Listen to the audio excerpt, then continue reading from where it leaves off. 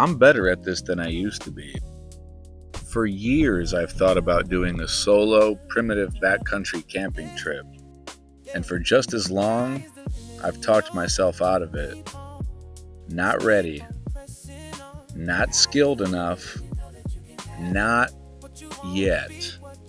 The old version of me waited for certainty.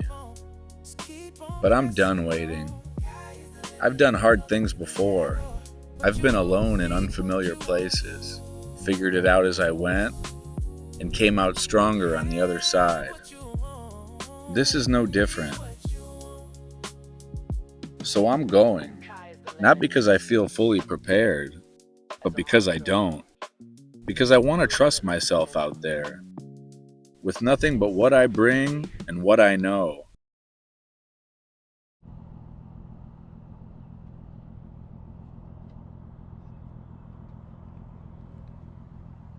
And on the third time I went on their website and I found out they had a year pass, I bought the year, $26.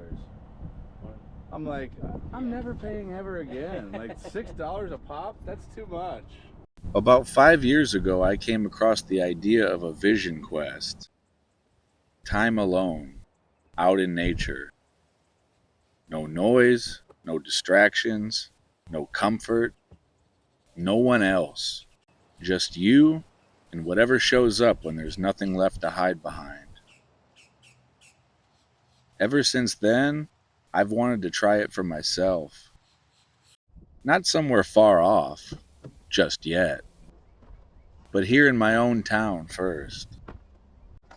The Florida Everglades is one of the last places I know where you can still disappear like that and get far, far away from people, cars, and a Wi-Fi signal.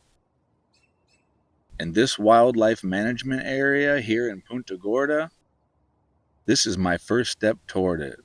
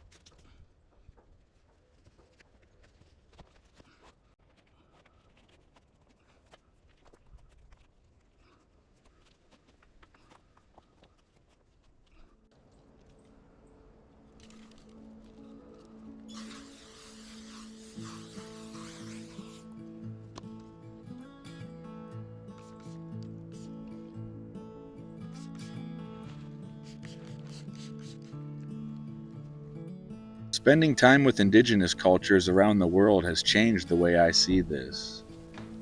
It's not just about keeping things clean.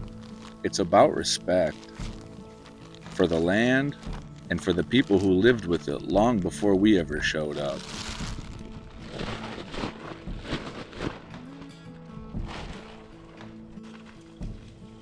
Out here, I think about the Calusa, the Tequestas, the Seminoles, the Miccosukee.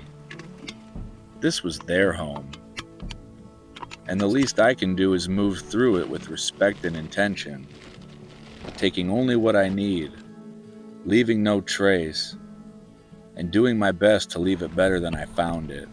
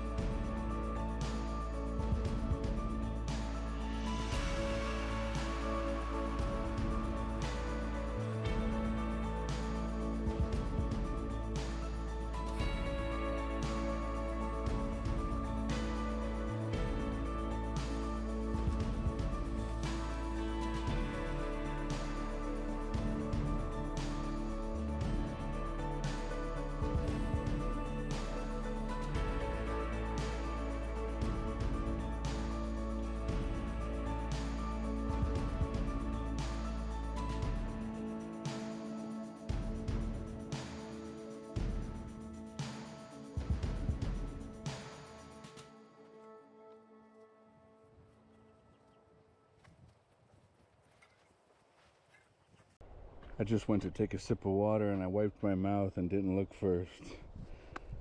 And just got a lip full of burrs. Be mindful.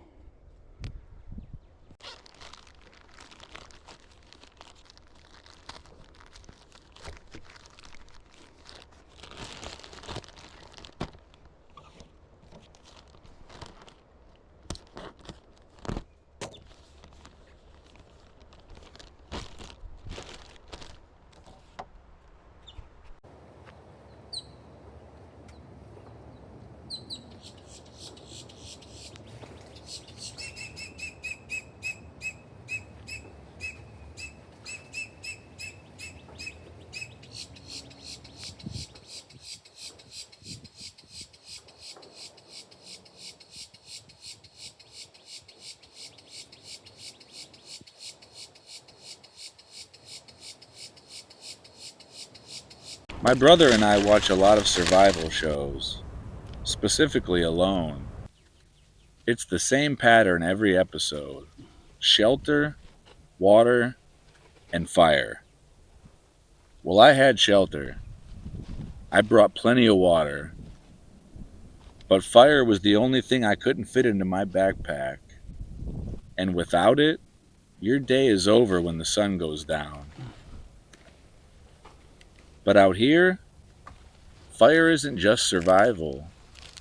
It was our ancestors' original television set, where everything slows down and you can sit long enough to finally remember who you are.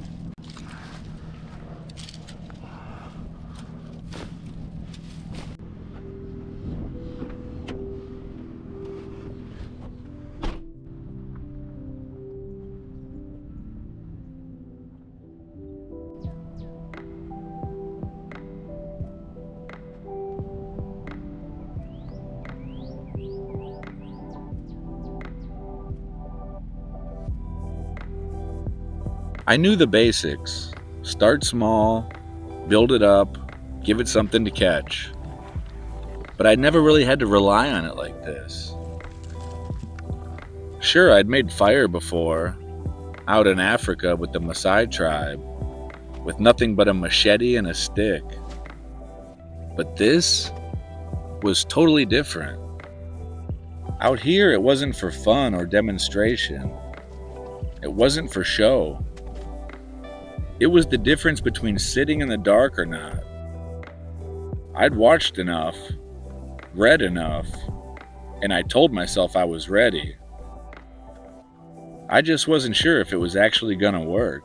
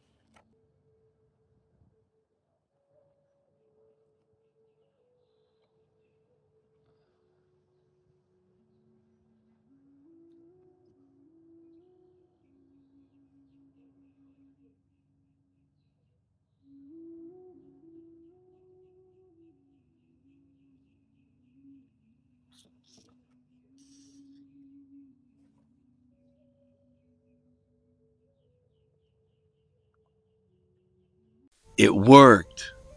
4 hours out there in the heat, collecting, chopping, splitting, building it the right way. And when it finally caught, I just sat there, not thinking about anything else for once. Just me, the fire, and pride welling up inside me. Time kind of just slipped away like the smoke off the fire, drifting, disappearing before I even realized it. I'm never up this late at home. But out here, I lost track of time completely, just living in the present moment.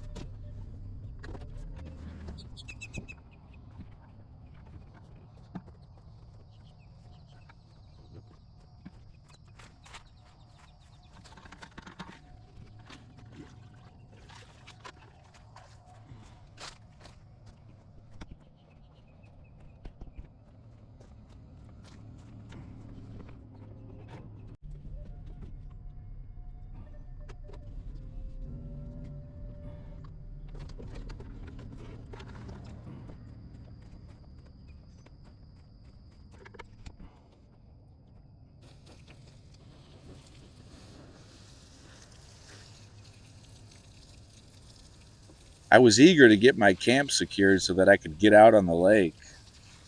Something about that water was pulling at me extra heavy that morning.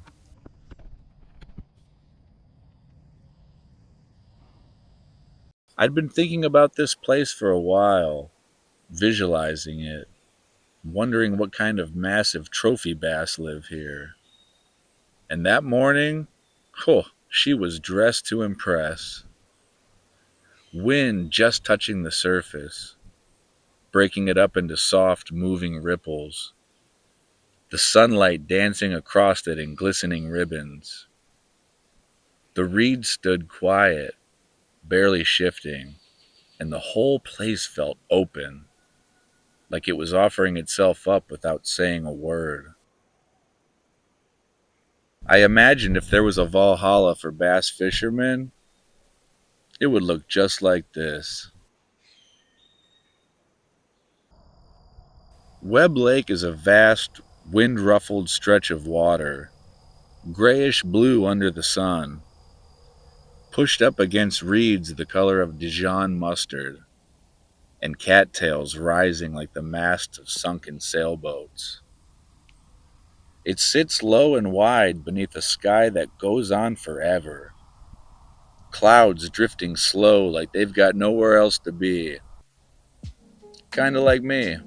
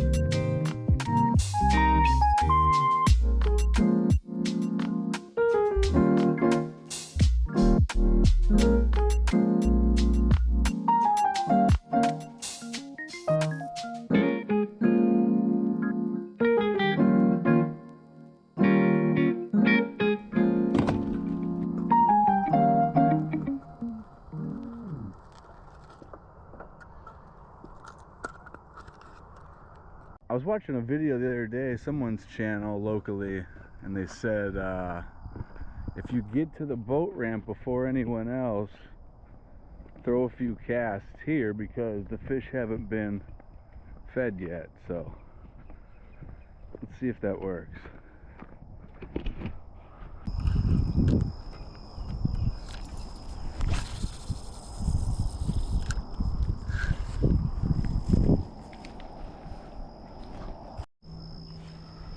There's no way this can be real. I just threw into these grass reeds and got stuck with this new Chapo I just bought. And I'm stuck on another piece of line. And I look, tell me this isn't the same exact lure. Oh no, it's a little different. Well, are you kidding me? What are the odds of that?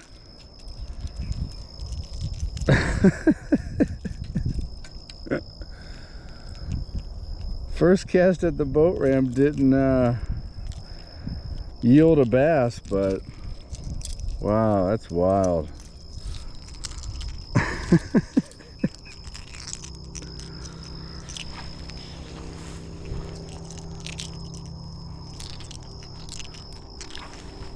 Oh, all right, let's get on the frickin' boat.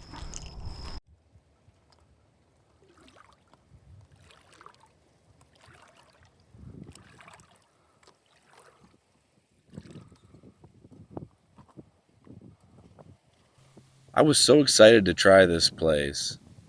It's the same kind of water I grew up fishing. Bass, bluegill, crappie. And for the first time in a while, I didn't have a goal. I just wanted to move, cast, and see what was out there. No rush, no pressure, just exploring again.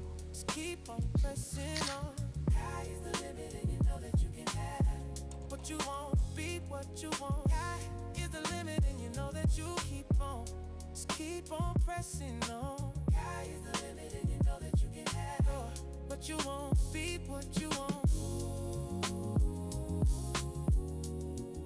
Have what you want. Be what you want.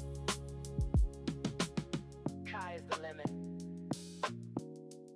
As a mantra for limitless potential.